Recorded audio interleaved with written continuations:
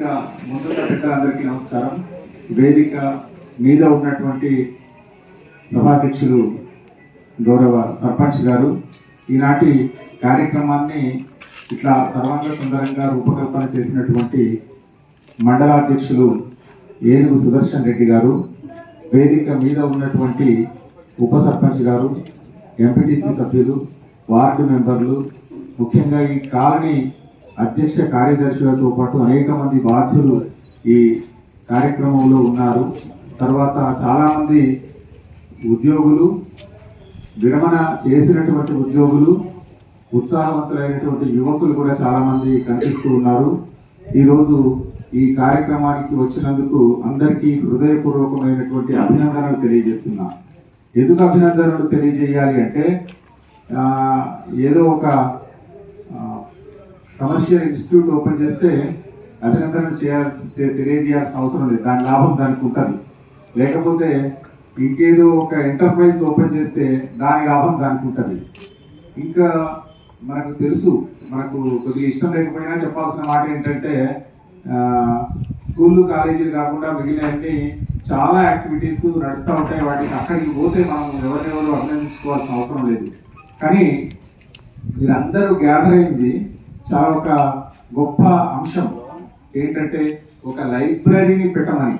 లైబ్రరీకి చాలా పెద్ద చరిత్ర ఉంది. గ్రంథాలయోద్యమంలోకి వెనక్కి వెళ్తే మళ్ళీ మనం బయటకు రాలేక 2 గంటలు పడుతుంది. గ్రంథాలయోద్యమం కూడా ఒక ఉద్యమంగా నడిపించే రోజుల్ని గుర్తుకు తెచ్చేటటువంటి ఈరోజు గ్రామ పంచాయతీలో ఒక గ్రంథాలయాన్ని ఆవిష్కరించే సందర్భం వైఎస్ఆర్ ట్రస్ట్ ఆధ్వర్యంలో వివిధ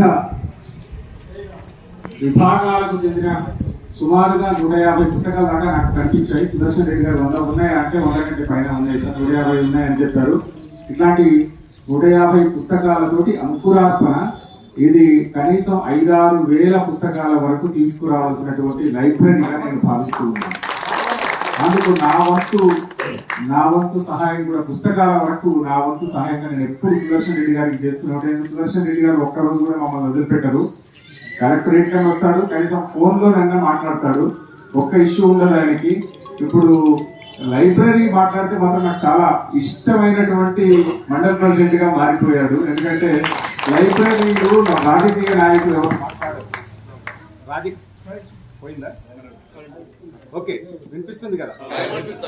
రాజకీయ నాయకులు సాధారణంగా గ్రంథాలయాల గురించి, పుస్తకం గురించి, అధ్యయనం గురించి, చదువు గురించి ఎక్కువ మాట్లాడరు. కొద్దిగా డిఫరెంట్ రాజకీయ నాయకులు అయినటువంటి సుదర్శన్ రెడ్డి గారు అది మాట్లాడడం వల్ల మిగిలిన అన్ని విషయాలకు తనకిచ్చిన రెస్పాన్స్ కంటే ఇది చెప్పగానే నేను ఇచ్చిన రెస్పాన్స్ చాలా డిఫరెన్స్ తన గుర్తు చేసుకున్నాడు, అర్థం చేసుకున్నాడు అని అనుకున్నాను. నాకు నిన్న పొద్దున చెప్పాడు, మా వైఎస్ఆర్ ట్రస్ట్ నుంచి ఒక లైబ్రరీ ఓపెన్ చేస్తున్నాము, మీరు రావాలి అని అన్నారు. లైబ్రరీ ఓపెన్ చేస్తున్నాము, తప్పనిసరి వస్తా, కలగా చేసుకొని వస్తా, టైం దొరకకపోతే టైం కలగా చేసుకొని వస్తా అని చెప్పాను. అట్లాగే మీ దగ్గర ఏమైనా పుస్తకాలు ఉంటే మీరు రాసినవి అయినా ఇవ్వండి అన్నారు. నేను వేరే ఫోన్ పెట్టగానే ఫస్ట్ నా ఇంట్లో ఉన్నటువంటి నా 14 పుస్తకాలలో సుమారుగా 11 పుస్తకాలు 12 పుస్తకాలు దొరికినాయి. అవన్నీ తెచ్చి ఏది నా ఫోల్డర్ మీద పెట్టుకొని ఆఫీస్కి పోయేటప్పుడు అది తీసుకొని పోవాలి అని అనుకున్నాను. తర్వాత డబుల్ కాపీలు ఉన్నటువంటి కొన్ని పుస్తకాలు ఉంటాయి. ఆ డబుల్ కాపీలు నా ఒక్క కాపీ నేను పెట్టుకొని అడిషనల్ కాపీని కూడా ఇంత పెట్టుకున్నాను. సుమారుగా నేను అనుకుంటా ఒక 30-40-50 పుస్తకాల వరకైనా నేను సుదర్శన్ రెడ్డి మొట్టమొదటి మాటకి నాకు చెప్పాడు కాబట్టి నేను రెస్పాండ్ కావాల్సిన వ్యక్తిగా రెస్పాండ్ అయ్యానని నేను చాలా సంతోషపడ్డాను కూడా.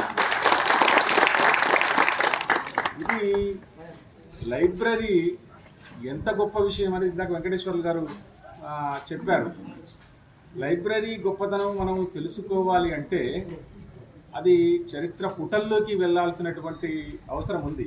ఎందుకంటే 1910 వరకు లేదా 1900 దాటే వరకు ఆంధ్రప్రదేశ్లో కొన్ని పుస్తకాలు ప్రింట్ అయినాయి, కానీ తెలంగాణ ప్రాంతంలో పట్టుమని 100 పుస్తకాలు కూడా ప్రింట్ కాని దశ. 1900 మైక్ కూడా లేదు కాబట్టి కొంచెం క్రాస్ టాకింగ్ లేకుంటే బాగుంది. 1920 లెక్కేసుకుందాం, ఎందుకంటే 2020లో ఉన్నాం కదా. 100 ఏళ్ల కింద ఈ తెలంగాణ ప్రాంతంలో అప్పుడు హైదరాబాద్ స్టేట్ అందరూ, హైదరాబాద్ స్టేట్లో 100 పుస్తకాలు కూడా ప్రింట్ అయిన దాఖలాలు లేవు. ఎందుకంటే సురవరం ప్రతాపరెడ్డి, వట్టికోట ఆల్వార్ స్వామి లాంటి వాళ్ళు కూడుకొని 1930, 35, 40 నుంచి చేసిన ప్రయత్నాల వల్లనే తెలంగాణలో పుస్తకాలు అచ్చువేసే దశకు వచ్చాం మనం. దానికి రావి చెట్టు రంగారావు లాంటి వాళ్ళు, తర్వాత రాజరాజ ఆంధ్ర భాషా నిలయం అని వరంగల్లో, కోటిలో ఒక లైబ్రరీని స్టార్ట్ చేసి గ్రంథాలయ ఉద్యమాన్ని స్టార్ట్ చేశారు. గ్రంథాలయ ఉద్యమం ఏంటబ్బా, ఇంత పెద్ద రాజకీయ ఉద్యమం నడుస్తుంది, అక్కడ స్టేట్ కాంగ్రెస్ ఇక్కడ కొంచెం ట్రై చేస్తుంది, ఇండియాలో ఏఐసిసి చాలా బ్రహ్మాండంగా స్వాతంత్ర పోరాటం చేస్తూ ఉంటే వీళ్ళు లైబ్రరీ మూమెంట్ గ్రంథాలయ ఉద్యమం ఏంటి అని కూడా అనుకున్న వాళ్ళు ఉన్నారు. కానీ గ్రంథాలయ ఉద్యమం ఒక 10 ఏళ్ల తర్వాత అత్యంత శక్తివంతమైనటువంటి స్వాతంత్రోద్యమాన్ని నిర్మించింది. ఎందుకు నిర్మించింది అంటే, అక్కడ ఒక పత్రిక వస్తే ఆ పత్రికలో అక్షరం ఇటు చివరి నుంచి అటు చివరి దాకా చదువు వచ్చిన ప్రతివాడు చదివాడు. అట్లాంటి ఒక గొప్ప వాతావరణాన్ని గ్రంథాలయ ఉద్యమం నిర్మించడం వల్ల 1947లో అటు ఆంధ్రప్రదేశ్ ప్రాంతం అనుకోండి, ఇప్పుడున్న ఆంధ్రప్రదేశ్ ప్రాంతంలో స్వాతంత్రోద్యమం చాలా బలోపేతమై స్వాతంత్రాన్ని చేసుకోగలిగింది. మనం తెలంగాణ వాళ్ళుగా 1947 15వ ఆగస్టు నుండి స్వాతంత్రం పొందలేదు, మీకు అందరికీ తెలిసిన విషయమే. 1948 సెప్టెంబర్ 17 దాకా మనం నిజాం స్టేట్ కిందనే ఉండి నిజాం పరిపాలనలో మగ్గి, అప్పుడు తప్పనిసరైన పరిస్థితులలో ఒక కేంద్ర ప్రభుత్వం చేసినటువంటి ఆపరేషన్ పోలో ద్వారా ఇండియాలో కలిసిపోయినప్పుడు కూడా స్వాతంత్రోద్యమంలో భాగంగా వచ్చినటువంటి గ్రంథాలయోద్యమం నిర్వహించిన పాత్ర చాలా గొప్పది. ఎందుకంటే మిలిటరీ సైన్యాలు ఎన్ని సైడ్ల నుంచి అన్ని సైడ్లు వస్తూ ఉంటే హైదరాబాద్కి ఎదురుపోయి స్వాగతం చెప్పినటువంటి వాళ్ళు మేధావులు, విద్యావంతులు, చదువుకున్న వాళ్ళు, వీళ్ళందరినీ ఎవరు తయారు చేశారంటే గ్రంథాలయోద్యమం తయారు చేసింది. దురదృష్టవశాత్తు ఇప్పుడు గ్రంథాలయం అనేది కనుమరుగు కావడానికి ఎంపీడీసీ గారు చాలా విలువైన కొన్ని మాటలు చెప్పారు. ఏంటంటే, మనకు సాంకేతిక విప్లవం అనేది వచ్చింది. మొత్తం మానవ జాతి చరిత్రలో చాలా గొప్ప విప్లవాలు 2 ఉన్నాయి. ఒకటి పారిశ్రామిక విప్లవం 16, 17వ శతాబ్దం. అంతకంటే ముందు లోకమంతా కొన్ని వేల ఏండ్ల పాటు ఒకలాగా ఉంది, ఒక రకంగా ఉంది. పారిశ్రామిక విప్లవం వచ్చిన తర్వాత 2000 సంవత్సరం వరకు ఒకలాగా ఉంది. 2000 సంవత్సరం తర్వాత సాంకేతిక మహావిప్లవం వచ్చిన తర్వాత ఇప్పుడు ఒకలాగా ఉంది. దీన్ని మనం బాగా అర్థం చేసుకోవాలంటే ఒక్క ఎగ్జాంపుల్ తోటి అర్థం చేసుకోవచ్చు. ఆయన ఎవరు? నన్నయ్య తొలి రోజుల్లో ఆది కావ్యం రాస్తూ తొలి పద్యం చెప్పాడు. శ్రీవాణి గిరిజా స్థిరాయ దదతో వక్షోముఖాంగేషు ఏ లోకానాం స్థితిమా వహంచ విహతాం తే స్త్రీ పుంస యోగోద్భవాం తే వేదత్రయమూర్తయ సంపూజితావసురైః అని ఒక పద్యం చెప్తే కరెక్ట్గా ఇవాళకి 1000 సంవత్సరాల తర్వాత ఆ పద్యం మనలాంటి ఒక సామాన్య వ్యక్తి మళ్ళీ ఇప్పుడు మాట్లాడుకుంటున్నాడు. టైప్ రైటర్ ఉందా, టేప్ రికార్డర్ ఉందా, సినిమా ఉందా, వీడియో ఉందా, అక్కడి నుంచి ఇక్కడి దాకా పద్యం ఎట్లా నడిచొచ్చింది అంటే, ఒక తరం నుండి ఇంకొక తరానికి అక్షరాన్ని నడిపించే శక్తి దానిలో దాగినటువంటి భావానికి ఉంటుంది. ఆ భావం ద్వారా ఒక 1000 సంవత్సరాల పాటు తాటి ఆకుల మీద నుండి నడిచొచ్చింది. అది తాళపత్ర గ్రంథాలు అంటాం కదా మనం. తాటి ఆకులు 1000 సంవత్సరాలు బతికాయి. ఇప్పుడు మనం లైబ్రరీ గురించి మాట్లాడుకుందాం. ఇది 100 ఏళ్ళు అయింది. 100 ఏళ్ల నుంచి పుస్తకం నడుస్తూ ఉంది. తాటి ఆకు 1000 సంవత్సరాలు నడిస్తే ఈ పుస్తకం ఎన్ని సంవత్సరాలు నడవాలి? మనం అనుకుంటాం 2-3 వేల సంవత్సరాలు నడుస్తుంది. నడవదు. ఇది ఇంకా ఒక 100 సంవత్సరాలు అయిన తర్వాత లుప్తమైపోతుంది. దీని పని అయిపోతుంది. అంత సాఫ్ట్ కాపీలు వస్తాయి. మీరు ఏది కావాలన్నా ఇంటర్నెట్లో కొట్టి చూస్తే, ఇవాళ సభ పెట్టిన తర్వాత సుదర్శన్ రెడ్డి గారు ఏదో సభ పెట్టారని ఏనుగు సుదర్శన్ రెడ్డి అని కొడతాను, ఈ జరిగిన సభ డీటెయిల్స్ వస్తాయి. సాఫ్ట్ కాపీ వస్తుంది. ఆ సాఫ్ట్ కాపీ ఎన్నాళ్ళు నడుస్తుందో తెలియదు. కాబట్టి ఇట్లాంటి చారిత్రక సందర్భంలో ఈ పుస్తకాన్ని లైబ్రరీల ద్వారా భద్రపరచుకోవలసినటువంటి గొప్ప మహత్తరమైనటువంటి బాధ్యత ఈ కాలంలో జీవిస్తున్నటువంటి మనందరి మీద ఉంది. కాబట్టి ఈ లైబ్రరీని స్థాపించడం ద్వారా ఈ ఊరికి సుదర్శన్ రెడ్డి గారు వారి శ్రీమతి గారి పేరు మీద ఒక గొప్ప కానుక ఇచ్చినట్టుగా నేను భావిస్తున్నాను. కానుకలు చాలా గొప్పవి. కొందరికి కొన్ని కానుకలు నచ్చుతాయి, కొందరికి కొన్ని కానుకలు నచ్చవు. ఉదాహరణకి ఒక్కసారి వెనక్కి వెళ్ళి చూస్తే బుద్ధుడు రావి చెట్టు కింద జ్ఞానోదయం పొందిన తర్వాత తనకు కలిగినటువంటి జ్ఞానాన్ని పంచడం కోసం ఆయన దేశాటనం చేస్తూ అందరి దగ్గర భిక్ష స్వీకరిస్తూ ఉంటాడు.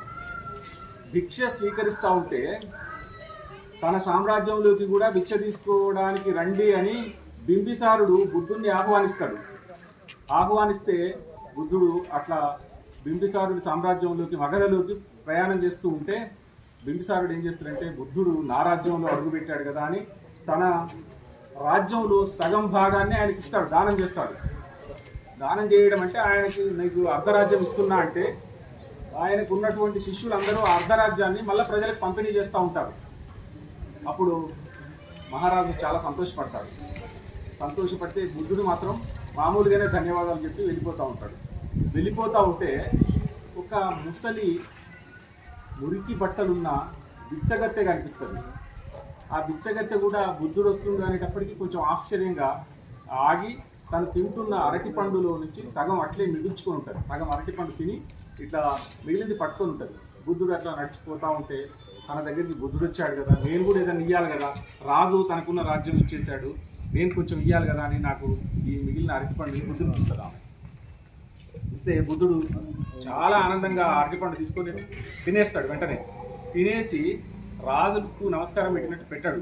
ఆమెని దగ్గరికి తీసుకొని భుజం మీద చెయ్యేసి తలలో చెయ్యేసి దగ్గరికి తీసుకొని ముద్దు పెట్టుకొని ముందుకు పోతే రాజుకు చాలా కోపం వస్తుంది. నేను ఇంత పెద్ద రాజ్యం ఇస్తే మామూలుగా నమస్కారం పెట్టి ముందుకు పోతున్నాడు ఈయన, ఆమెమో అరటిపండు, అప్రాల అరటిపండు, అందున ఎంగిలి చేసిన అరటిపండు ఇస్తే తింటాడు, మళ్ళీ దగ్గరికి తీసుకొని ముద్దు కూడా పెట్టుకుంటాడు. ఇది ఏమి న్యాయము అని అడుగుతాడు బుద్ధుణ్ణి. అడిగితే ఆయన ఏం చెప్తాడంటే, అది రిలవెంట్ మనకి. ఆయన ఏం చెప్తాడంటే, నువ్వు నాకు ఇచ్చింది నీ దగ్గర ఉన్నటువంటి ఆస్తిలో సగం, అది కూడా పేరు ప్రఖ్యాతుల కోసం ఇచ్చావు. కానీ ఆమె నాకు ఏమిచ్చిందంటే ఆమె సర్వస్వాన్ని దానం చేసింది. ఆమెకు అది తప్ప ఇంకేం లేదు. ఈ పూటకి ఆ అరటిపండు ఆ సగం ఉంటే ఆ సగం తింటుండే. పొద్దుకి గురించి ఆలోచించలే, ఆమె నాకు ఇచ్చింది. కాబట్టి ఆమె చేసింది సర్వస్వ దానం అని చెప్పాడు. బహుమతి అనేది స్వీకరించే వాళ్ళని బట్టి ఉంటుంది, బహుమతి అనేది ఇచ్చే మనస్సును బట్టి ఉంటుంది. ఇంకొక మాట చెప్పాలి ఏంటంటే,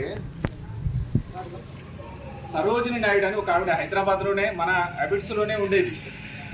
సరోజిని నాయుడు వాళ్ళ నాన్న నువ్వు బెంగాలీ చదవద్దు, ఇంగ్లీషే చదవాలి అని పట్టుబట్టి రోజు ముట్టకాయలు వేసి ఆమెకి ఇంగ్లీష్ బాగా నేర్పాడు. అది ముట్టకాయలు వేస్తున్నప్పుడు కొడుతున్నప్పుడు వాళ్ళమ్మ వరదాసుందరి ఏమనేదంటే, నువ్వు బిడ్డని మంచిగా సుఖంగా ఉండనిస్తలేవు, దాన్ని బాగా సతాయిస్తున్నావు అని భర్తతో పంచాయతీ పెట్టుకునేది. చివరికి ఆమె 9వ తరగతిలో ఉన్నప్పుడు 3600 లైన్లు కలిగినటువంటి ఒక పోయం రాసింది. ఆ పోయం ఏంటంటే, ఏ స్వాన్ ఇన్ ఏ గార్డెన్ అనే అర్థం ఉంది. అంటే తోటలో ఒక హంస అనే అర్థంలో ఆ మాట చెప్పింది. ఆ పోయంని ఒకరోజు సందర్భం వచ్చినప్పుడు 6వ నిజాం ముందరికి పోయి ప్రజెంట్ చేయగలిగే అవకాశం ఆమెకు దొరికింది. ఆమె ప్రజెంట్ చేసింది. ప్రజెంట్ చేస్తే 6వ నిజాం పొంగిపోయి, ఈ భారతీయ బాలిక ఇంత చక్కటి ఇంగ్లీష్లో ఈ పోయం రాసింది అంటే ఈమెని మనం ఇంగ్లాండ్కే పంపించి చదివిస్తే ఇంకా ఎంత గొప్ప వనిత అవుతుందో అని ఆలోచించి ఆ రోజుల్లో 3600 రూపాయలు పర్ యానం ఫెలోషిప్ శాంక్షన్ చేసింది ఆమె. ఆ ఫెలోషిప్ తీసుకొని ఆమె ఇంగ్లాండ్కి పోయింది. ఇంగ్లాండ్లో పోయిన తర్వాత 3 సంవత్సరాలు 4 సంవత్సరాలు చదివి అద్భుతమైనటువంటి ఇంగ్లీష్ కావ్యాలు రాసింది.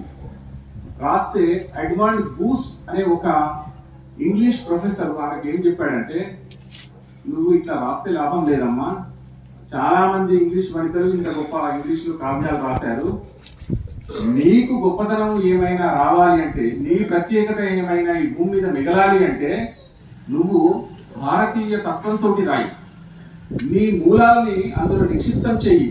నువ్వు ఇంగ్లీష్ వాళ్ళలాగా పోయిటరీ రాస్తే మళ్ళీ ఒక షేక్స్పియర్, ఒక కీట్స్, ఒక షెల్లీ, ఒక బైరన్ అయిపోతావు తప్ప సరోజిని నాయుడు కావు అని అన్నాడు. అది ఎంత బలమైనటువంటి గిఫ్ట్ అంటే ఆమెకి, ఇండియాకి వచ్చి ఆమె బ్యాంగిల్ సెల్లర్స్ అని ఒక పోయం రాసింది. బ్యాంగిల్ సెల్లర్స్ అంటే గాజులు అమ్మేవాడు, గాజులోడు అనుకోండి. పాలంకి బేరర్స్ అని ఒక పోయం రాసింది, అంటే పల్లకి. తర్వాత అండ్ ఈవినింగ్ ఇన్ హైదరాబాద్ అని ఒక పోయం రాసింది. అంటే గాజుల యొక్క సౌందర్యం లేదు, గాజుల పట్ల ఒక భారతీయ స్త్రీకి ఉండేటటువంటి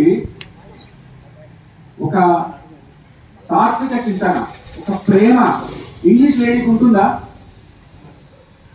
అట్లాగే పెళ్ళవుతున్నప్పుడు పెళ్లి కూతురుని పల్లకీలో మోస్తూ ఉంటే ఆ పెళ్లి కూతురి మనసులో కలిగే భావం అనేది ఏ ఇంగ్లీష్ లేడీకైనా అందుబాటులోకి వస్తుందా?